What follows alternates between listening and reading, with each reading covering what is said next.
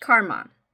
When you see this word, hear it, think it, do you automatically go straight to, oh, that has to do with somebody like doing something very negative, or there's some type of drama that happened, and now that person gets a backlash of karma?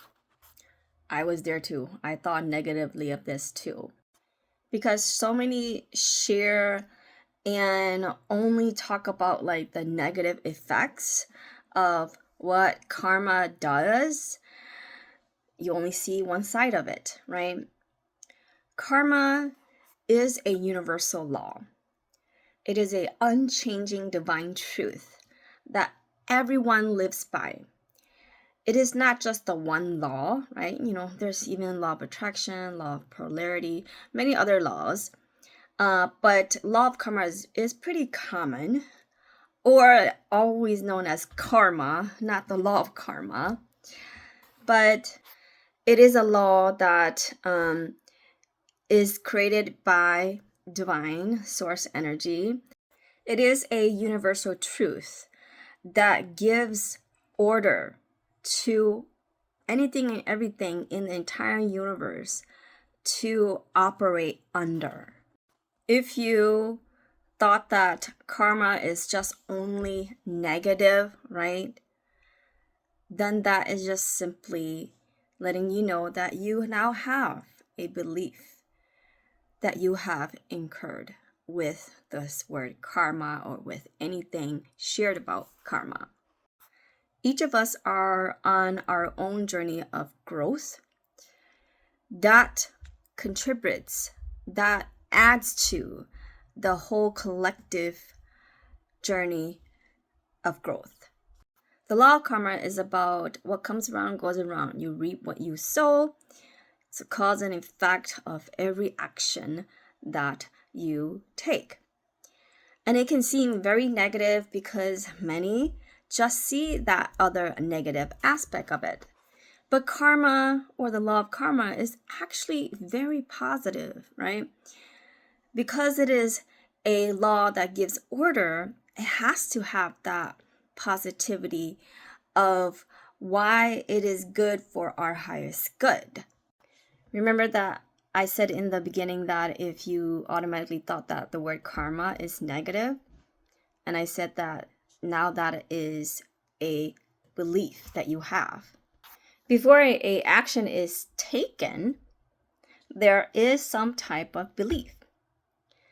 And some of these beliefs are what creates the action that will become either negative or positive. Most negative beliefs are beliefs that have become limiting or have somehow been given to you, picked up by you in some way that is limiting you from being able to be in alignment with your truth and divine truth. For example, some of our Asian cultures, I'm not going to name everything, but I'm going to talk about my own experiences that are related to these limiting beliefs and superstitions. So I grew up, and my parents would say to me that every time I take a shower, I'm not supposed to comb my hair. If I comb my hair, that will mean that in the future, I will not be successful financially. And they will like always reinforce that all the time, that belief onto me. I never understood it. I never paid attention to it. But, as I got older and studied and learned all of this, I soon now realized that that was a belief system, a superstitions that they had, and they really believed that. And that is a belief that is limiting, but it is a subjective belief. And this belief does not align with universal truth, does not align with universal laws. And what it does is it just keeps you limited and making you feel powerless. Another example is when I was seeking my shaman journey, I was thinking that, should I go on this path? Should I do this, do that? And as a requirement, you are needing a shaman master teacher. You are needing, certain things. You are needing to listen to your master, listen to your spirit guides, follow their, requests and everything. And so when I looked at that and when I found out all of this, I look back and I go, with what I have studied with universal law and divine truth, nothing in the studies that I have says anything related to needing to listen to those or obey what is needed or find a master and stuff like that. And I also inquired about what if I wanted to, do something that I want, right? And I desire, and I feel that's right? That, maybe aligns with my heart and soul and my desires. And when I inquired that, I was turned down. And so looking at that, I can see now that all of those were limiting me from being able to stay in alignment with my own truth, with universal truth, and the universal laws. But one of the biggest things that I also learned from that is that meant that I had to give over my power to the master, to the spiritual guides, to the rituals and ceremonies that are being done. And it did not provide me with standing in my power and living by my power. That was my own experience. And when I understood that, that meant that whatever I gave my power to that was not in alignment with universal law, universal truth, and my own personal truth, that means I would be incurring karma and many different directions of karma. And so that also helped, really made me decide on what path I wanted to choose. Other superstitions that I've heard of was, if you are a male or father, husband, and you are going hunting out into the woods, you're not supposed to, and you have a buddy, and you're not supposed to call out each other's name. And when you are to communicate with each other, you're supposed to whistle. And the belief was that if you literally verbally speak their name or ask the questions in, verbal language and not through whistling, that meant that entities would hear it and entities would follow you and entities would make, something to happen to either possess you or something of those sorts.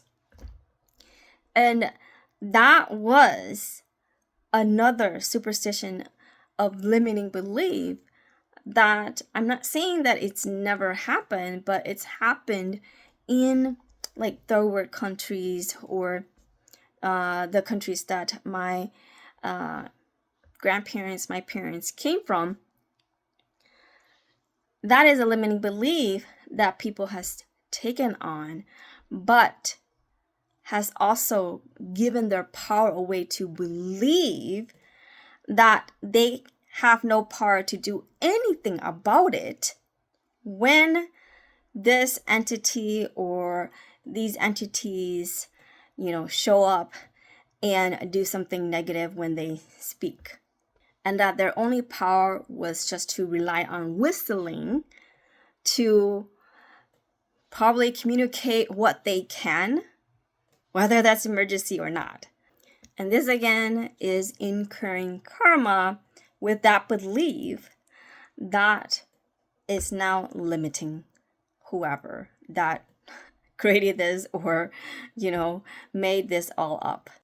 I'll share more superstitions and or any stories related to the superstitions and pinpoint like how and what is the part that is giving away, kind of like maybe help you understand how you can like take back your power or stand in your power.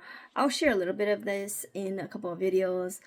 Unless you guys have any type of superstitions that you want me to talk about to, kind of share and talk about this with you guys, share that in the comment with me also.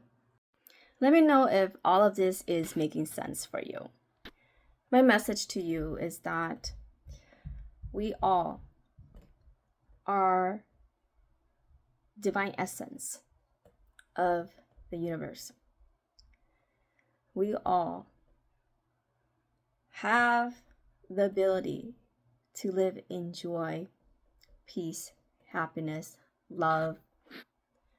And this is our divine truth. If something in front of you is not in alignment with your personal truth and the divine truth, the universal laws, then stand up to it. Don't give your power away to what does not help you to evolve and grow and learn those lessons that you need to learn. I know it's not easy. Saying it is super easy. Learning about your truth, learning about the universal truth is what will help you to put you back on what is in your highest good. You have innate gifts within you that may be waiting for you to uncover it. Or you may already are kind of aware of it, and you may need to develop it more. That is your power. Those are the powers that has been bestowed upon you during birth, or you can say before birth. And so this is something that you do have power over yourself and over your life, your actions, and stuff like that. That's why I always say, you are the creator of your life. You are the authority, the commander, the controller, the creator of your life. Only you can create these karma unless you give your power away. So let me know if this resonates with you. If you are wanting to join me in understanding what are universal truths, universal laws, and how to help you stay in alignment and live your best life, being that creator of your life, join me inside my Empower Mastery program.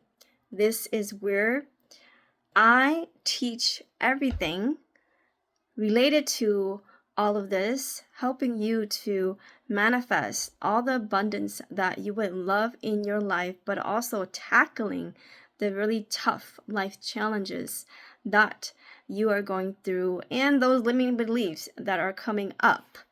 It is a 3-month program that you come into. And if you're interested, book a free session with me using the link below. I also have my exclusive intuitive VIP mentorship. It's a 4 hours session working with me.